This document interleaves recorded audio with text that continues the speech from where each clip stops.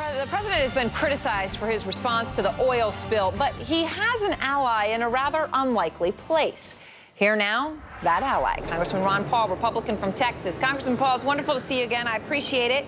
Thank you. And I know, sir, that you have come to the defense of the president on this issue. You've described yourself as a pretty strong critic of him and his administration.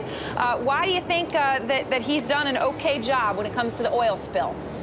Well, in its entirety, I guess I would dissect that out. But in general, I would say that it's been unfair for him to get all the blame for an accident committed by an oil company. And at the same time, I said that I think we overly blame George Bush for the hurricane. I mean, there's sort of limits to what governments can do.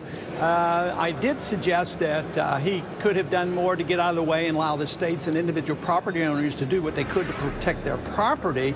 But to blame the president for everything that has gone wrong down there, I just think that we've developed a culture where everything is to be solved by the government. You know, anything that goes wrong, the president is responsible. He has to take care of it. So I think even his allies, Democratic allies, have come down pretty hard on him, and at times unfairly. I'd much rather them talk about why the war is continuing and why we target American citizens for assassination and a few other things like that, and not come down hard on them for not doing enough about the oil leak. Let me just follow up on your point about how everyone's saying that they want the government. We did a non-scientific or an unscientific survey today on CNBC. Said, who do you blame more for the oil spill, Congressman Paul? And our results were 41% of our viewers said they blame BP more than the government. 59% blame the government more than BP. And I guess my question to you is this. You know, you mentioned the Democrats, but what the great irony seems to be is that a lot of people on the right, a lot of Republicans are the ones criticizing the president for not doing enough. The very people who a few weeks ago were saying government should get out of things are now saying government should get in.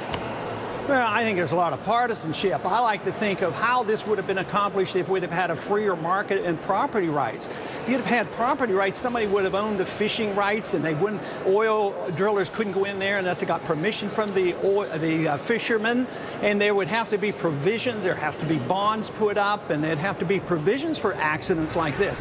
But no, government gives them permission. They limit the liability of the oil companies, and then they say the taxpayer will pick up. That's a moral hazard by saying the government is going to inspect and give the license and protect everybody. So It's the system that is wrong, rather than saying, well, the government just hasn't done enough. They probably did too much too soon, and we should think about another approach to problems like this. Would you remove the limits on liabilities then, the cap?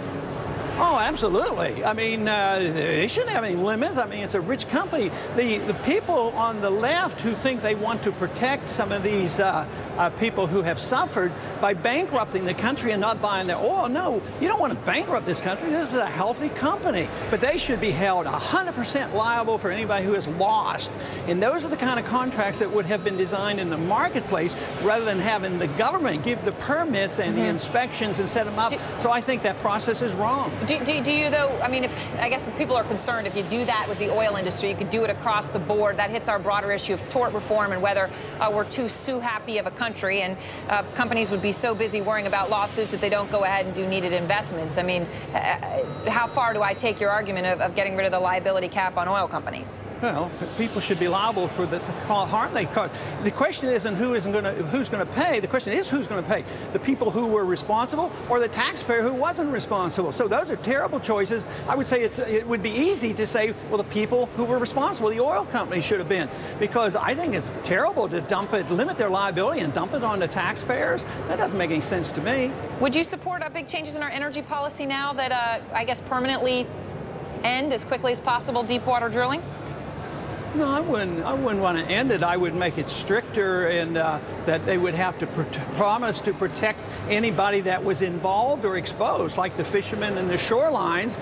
Rather than having government giving the contracts, they would have to have an agreement with the people who might get hurt. So we would change the conditions. But, you know, how many thousands, like 30,000 wells have been drilled out there? Yep. I mean, it's a horrible accident, but it's an accident. I mean, do you think BP likes this kind of stuff? I mean, it's not like they committed a criminal act. It's the fact that there was an accident. And yeah, I think it was the conditions of dependency on government, and the government being the lender and the protector and the investigator and of the last resort that brings on problems like this. One final question before we go. Yesterday, the Washington Post had done a story about how you invest in gold-related names, and they had given it as an example of how people in Congress can have conflicts of interest investing in what they're regulating or voting on. Certainly, it would seem that way in the case of a defense contract, for example, if the congressman's investing in a company that's up for a defense contract. In your case, it really did seem different. You're simply putting your money where your mouth is. And Jim Cramer just had a question for you. He said he thinks you should stay away from gold stocks and just buy the bullion via the GLD. Will you take his advice?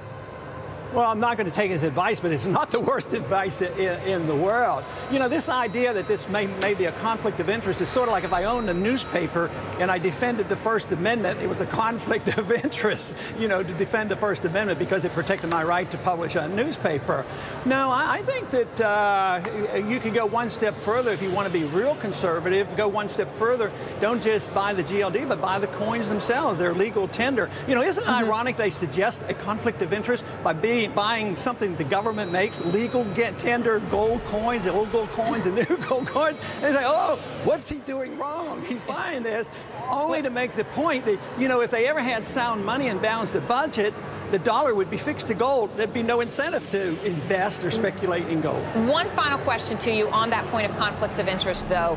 Do you think it's fair, you know, I mean, you've been part of writing the financial reform bill, that you, as someone who's been part of that legislation, would have the right to buy, say, shares of Goldman Sachs and then go in and fight tooth and nail to fight regulation on Goldman Sachs? Shouldn't it be that if you're on a committee that regulates an industry, you shouldn't be allowed to buy individual companies in that industry? Well, the whole problem is that we're involved in so much. It's because government is so big and they regulate, there's so many conflicts. But if you had men of character, men and women of character that wouldn't do anything for their special interest by writing regulations that might benefit them, then you wouldn't have this problem. But the biggest problem is that the government is so involved in the economy.